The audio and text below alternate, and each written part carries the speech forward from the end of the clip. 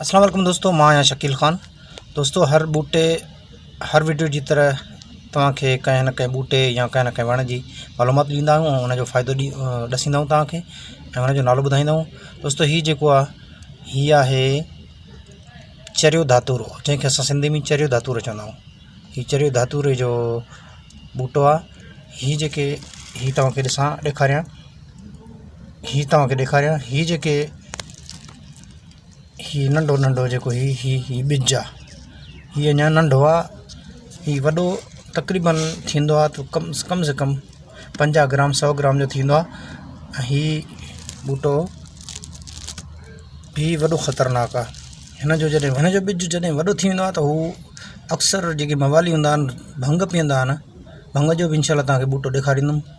पर जेके भंग पीअंदा आहिनि उन में हिनजो कुटे ही चरियो धातुरे जो ॿिज गॾाईंदा आहिनि त हुन में तमामु घणो नशो थी वेंदो आहे ऐं हीउ तमामु घणो ख़तरनाक बि आहे।